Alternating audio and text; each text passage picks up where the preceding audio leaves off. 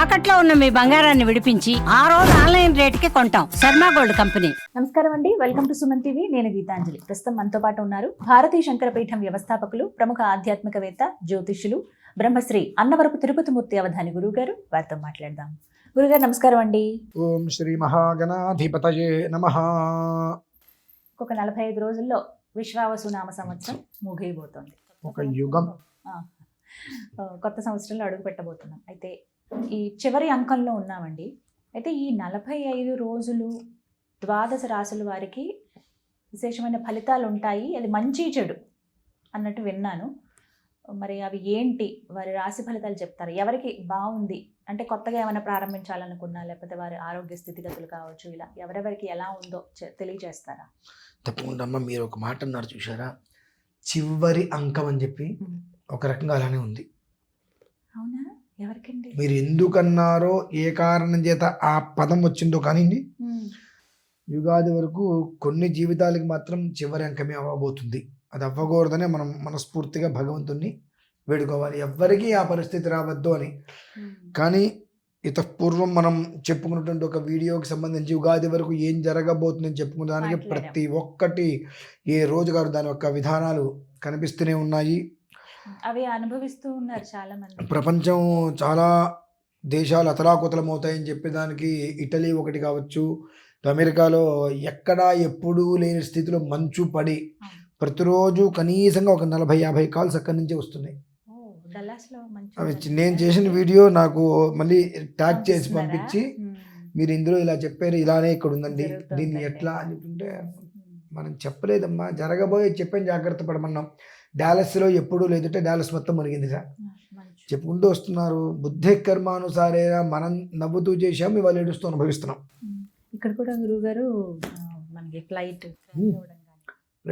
రోజుకు ఒక బస్సు ప్రమాదాలు జరుగుతూనే ఉన్నాయి.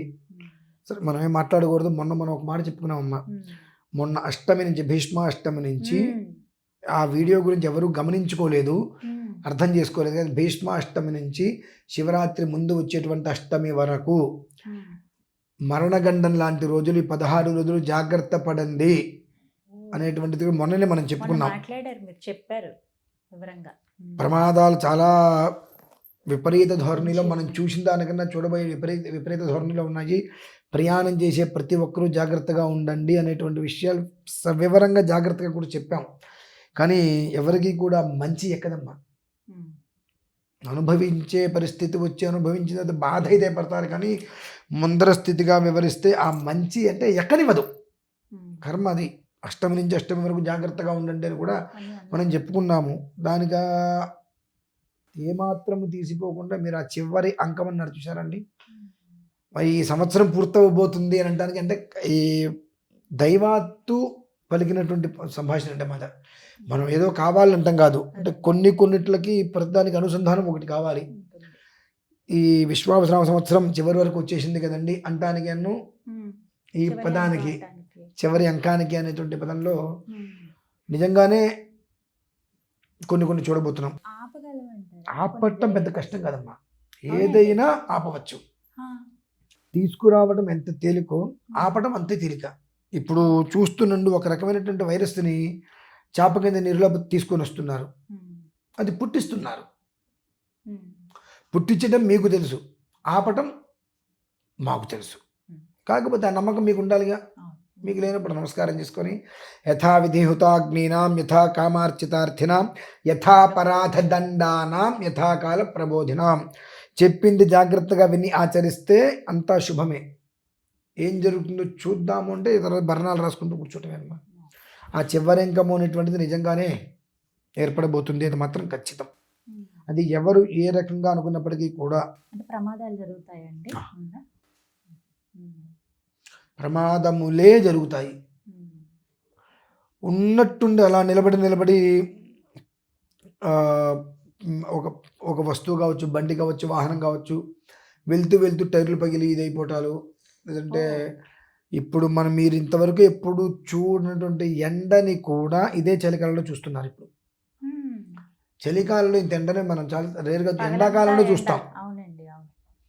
చలికాలంలోనే ఇంత ఎండ వచ్చిందంటే రాబోయేటువంటి మే జూన్లో ఎండలు ఏ స్థాయిలో ఉంటాయి, నీరు కూడా దొరకక పశుపక్షాదులు ఎన్ని అడ్డం పడతాయి, నేల పడతాయి అనేటువంటి విషయం కూడా మనం గ్రహించుకోవచ్చు.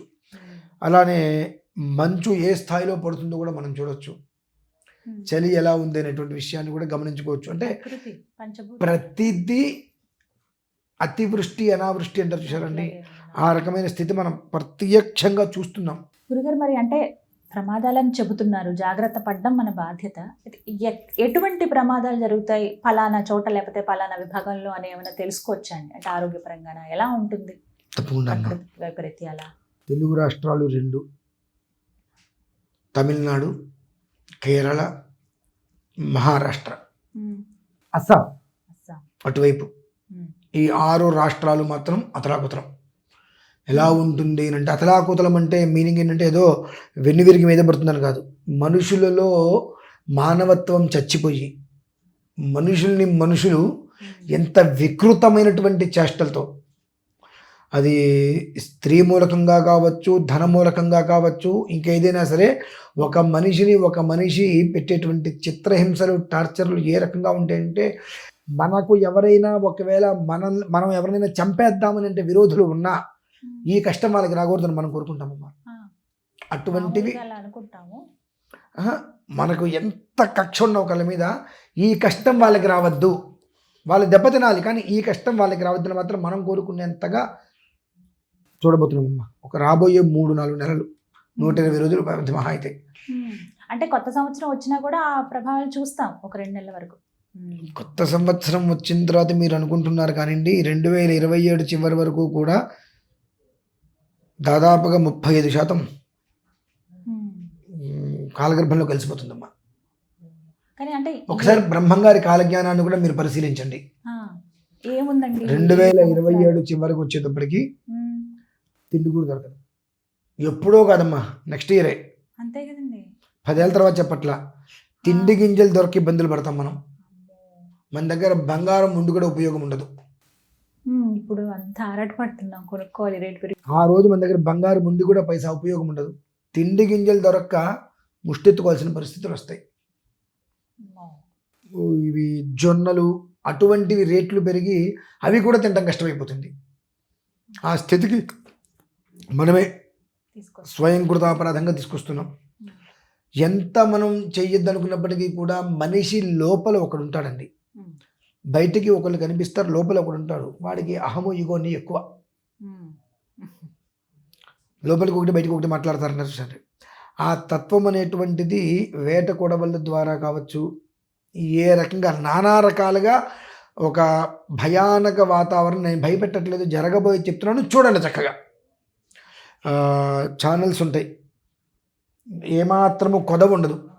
ఇక్కడ అక్రమ సంబంధం వలన ఇంత దారుణంగా చంపేశారు, వావి వరుసలు లేకుండా ఇలా జరిగినాయి, తద్వారా ఈ రకంగా చంపబడ్డారు, అంటే అసలు ఈ రకంగా కూడా జరుగుతుందా అనేటువంటి స్థితిలో మనకి అతి జుగుప్సగలిగే రీతిలో ఈ 6 రాష్ట్రాలలో ప్రధానం మన తెలుగు రాష్ట్రాలు పెట్టుకుందాం. అవతలు అనేటువంటి విషయం మనకు తెలియకపోవచ్చేమో అంతగా, ఇక్కడ మాత్రం మనం చూస్తామమ్మా. చక్కటి దారుణాలు చూస్తాం. తోడేలాగా పీక్కుతున్నటువంటి వ్యక్తులు, నక్కజిత్తులు మారినటువంటి మనుషులు ముందు ఒక మాట వెనుక ఒక మాట మాట్లాడుతూ, తోడబుట్టిన వాళ్ళు కావచ్చు, ఎవరైనా కావచ్చు, పీక్కు తినేటువంటి అత్యంత రాక్షసంగా క్రూరాత్మకంగా పీక్కుతునే తోడేళ్ల కన్నా హీనంగా తయారవుతున్నారండి. మానవ సంబంధాలు అలా మంట కలిసిపోవడానికి ఈ చివరంకం అనేటువంటిది ఖచ్చితంగా సెట్ అవుతుంది. ఇందులో నిజంగా భగవంతుడి అనుగ్రహం వలన ఏ మంచైనా జరిగిందంటే బహుశా ఈ చివరంకం అనేటువంటి పదం మీరు తీసుకురాబట్టి ఇన్ని విషయాలు నేను అర్థమైతే చెప్పా కాబట్టి అందరూ భగవంతుని ఆరాధన చేస్తే ఆ కుటుంబాలకు మంచి జరిగింది అంటే దానికి ఈ పదమే మూలం. ఖచ్చితంగా. అంటే ఎవరి ఆరాధన చేయమంటారు, ఏం అలవాటు చేసుకోమంటారు? ఈశ్వరుణ్ణి, సుబ్రహ్మణ్యేశ్వరుణ్ణి. ఎందువల్లనంటే భూతనాయకుడు ఈశ్వరుడు, సేనానాయకుడు సుబ్రహ్మణ్యేశ్వరుడు కనుక వీళ్ళిద్దరినీ ఆరాధన చేయండి, మొత్తం అంతా కూడా బ్యాలెన్స్ అయిపోతుంది. జరగడం తథ్యం. ఆరాధన వలన 100% జరిగేటువంటిది 40% తగ్గవచ్చు. మనం చేసే ఆరాధన బాగుందంటే 60% తగ్గవచ్చు. కానీ అంత శాతం మాత్రం మనం చూస్తాం. ఎప్పటి నుంచి చూస్తామండి? దానికి ప్రభావం ఏమిటి అని అంటే, నేను అష్టమి నుంచే ఆల్రెడీ మనం చెప్పుకున్నాం. అవునండి, భీష్మాష్టమి. భీష్మాష్టమి నుంచే వచ్చే 16 వచ్చే అష్టమి మనకు మహాశివరాత్రికి ముందు అవును. వచ్చేటువంటి అష్టమి ఏదైతే ఉంటుందో ఆ సమయం లోపలే ఇవి మనం ఇంకా ఎక్కువ చూస్తాం. అర్థమైపోతుంది. అంటే నేను యమద్వారాలు కూడా తెరుచుకొని ఉన్నాయి అంటే కూడా వివరించా. అది అంతగా జనాలకి ఎక్కలేదనుకుంటా, సరిగ్గా వినలేదేమో తెలీదు. బట్ ఇది మాత్రం జాగ్రత్తగా విని ఒక్కసారి మళ్ళీ భీష్మాష్టమి వీడియో వింటే రెండిట్లకి వాళ్ళకి అర్థమయ్యి జాగ్రత్త పడగలుగుతారు. అదమ్మా పరిస్థితి. ధన్యవాదాలు గురుగారు. నమస్కారం. రమేశ్వర.